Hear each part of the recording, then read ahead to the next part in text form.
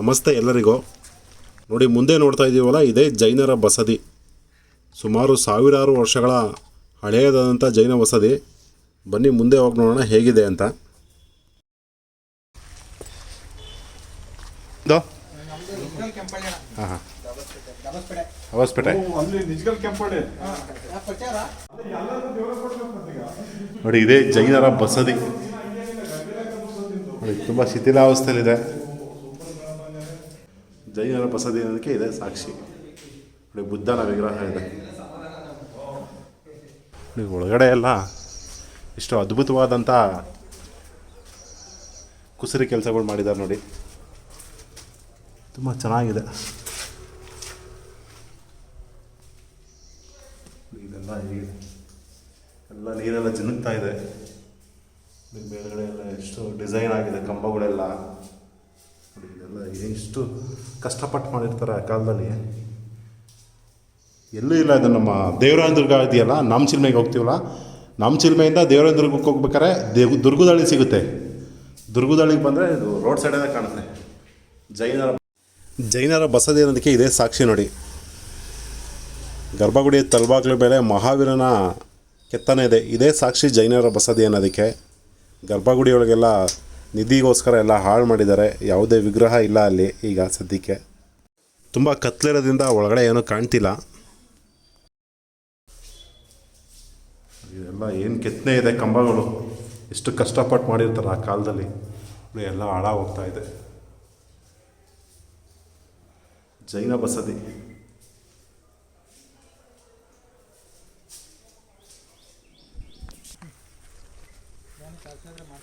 ನೋಡಿ, ಜೈನರ ಬಸದಿ ಇದು ತುಂಬ ಶಿಥಿಲಾವಸ್ಥೆಯಲ್ಲಿದೆ. ಆದರೂ ಸ್ವಲ್ಪ ಸುದೃಢಾವಸ್ಥೆಯಲ್ಲಿದೆ. ಸ್ವಲ್ಪ ಈಗ ಎಲ್ಲ ಗೋಡೆಗಳು ಬೀಳ್ತಾ ಇದೆ. ಇದ್ರ ಬಗ್ಗೆ ಯಾರನ್ನ ಗಮನ ಹರಿಸೋರೆ ತುಂಬ ಚೆನ್ನಾಗಿರುತ್ತೆ. ಅದೇನೆ. ಹೋದ್ರೆ ತಲಬಾಗ್ಲಲ್ಲಿ ಬುದ್ಧನ ವಿಗ್ರಹ ಆಯ್ತು ನೋಡ್ರಿ. ತುಂಬ ದೊಡ್ಡದಾದ ಜೈನ ಬಸದಿ, ತುಂಬ ವಿಶೇಷವಾಗಿದೆ. ಏನು ದುರದೃಷ್ಟ ಅಂದರೆ ಈ ಗರ್ಭಗುಡಿಯಲ್ಲಿರ್ತಂಥ ವಿಗ್ರಹನ ನಿಧಿ ಆಸೆಗೆ ಎಲ್ಲ ಕಿತ್ತೆಸ್ತು ಅಲ್ಲೆಲ್ಲ ಹಳ್ಳ ತೋಡಿ ಎಲ್ಲ ಹಾಳು ಮಾಡಿದ್ದಾರೆ. ಈಗಲೂ ಸಹ ಈ ಜೈನ ಬಸದಿ ಇದೆಯಲ್ಲ, 80% ಚೆನ್ನಾಗಿದೆ ದೇವಸ್ಥಾನ. ಇನ್ನೊಂದು 20% ನೋಡಿ ಸೈಡಲ್ಲಿ ಗೋಡೆ ಎಲ್ಲ ಈಗೆಲ್ಲ ಕುಸಿತಾ ಇದೆ. ಇದನ್ನೆಲ್ಲ ಸಂಬಂಧಪಟ್ಟಂಥ ಗ್ರಾಮ ಪಂಚಾಯಿತಿಯವರೋ ಇಲ್ಲ ಸಂಘ ಸಂಸ್ಥೆಯವರು ಗಮನ ಹರಿಸಿ ಇದನ್ನೆಲ್ಲ ಉಳಿಸ್ಕೊಂಡ್ರೆ ಇನ್ನೂ ತುಂಬ ಚೆನ್ನಾಗಿರುತ್ತೆ.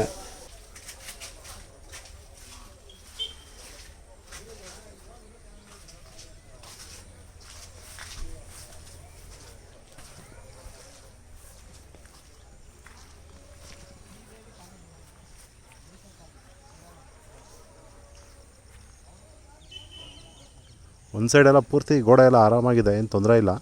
ಒಂದು ಸೈಡ್ ಸ್ವಲ್ಪ ಗೋಡೆಗಳು ಕುಸ್ಕೊಂಡಿದೆ. ಇದನ್ನು ಜೀರ್ಣೋದ್ಧಾರ ಮಾಡೋದು ತುಂಬ ಚೆನ್ನಾಗಿರುತ್ತೆ.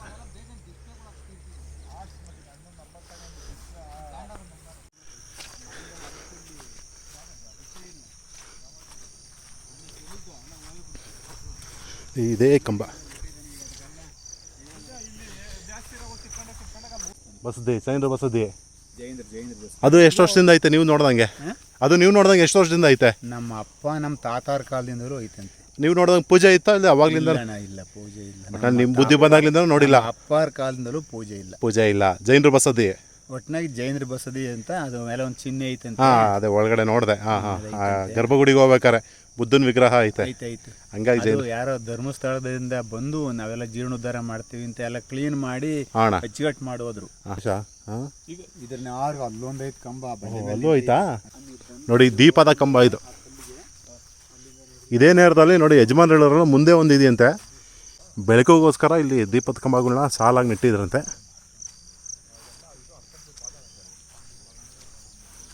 ಯಾರೋ ಹಿಂದೆ ಚೋಳರು ಅಂತ ಇದ್ರಂತೆ. ಚೋಳರ ಕಾಲದಲ್ಲಿ, ಆ ಕಾಲದಲ್ಲಿ 7 ಸುತ್ತಿನ ಕೋಟೆ ಅಂತ ನೋಡ್ರಿ. ಇಲ್ಲಿ ಕಡೆ ಸುತ್ತು ಈ ಹೂವಿನ ಗಿಡ ತಗೊಳ್ದು. ಹೌದಾ? ನೆತ್ತಿ ಮೇಲೆ ದೀಪದ ಕಲ್ ತಗೊಂಡ್ ಐತಲ್ಲ, ಅದು ಲಾಸ್ಟ್ ಸುತ್ತು. 7 ಸುತ್ತು ಈ ಬೆಡ್ತ 7 ಸುತ್ತು ಕೋಟೆ. 7 ಸುತ್ತು ಕೋಟೆ. ಕಾಲದಲ್ಲಿ ಸುಮ್ಮನೆ ಒಂದು ಕಾಲಾದಿ ಮೆಟ್ಲೆಲ್ಲ ಅದು ಹೆಂಗಿತ್ತ ಗುಂಡು ಸಿಂದೆಗೆ ಗೊತ್ತಾಯ್ತು ದಾರಿ ಮಾಡ್ಕೊಂಡು ಹೋಗ್ಯವ್ರೆ.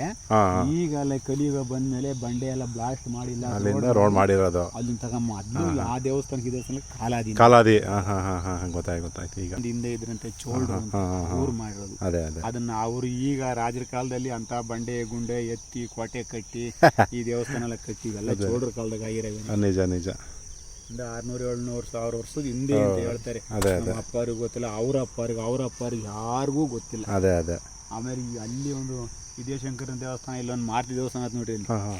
ಇದೆಲ್ಲ ಐತಾ ಅಲ್ಲಿ ಕಾದೈತೆ ನೋಡಿ, ಕಳ್ಸಕ್ಕಂತ ನೋಡಿ.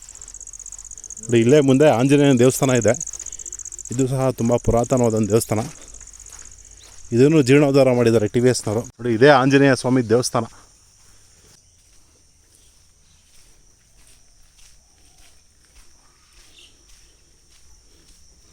ಆಂಜನೇಯ ಸ್ವಾಮಿ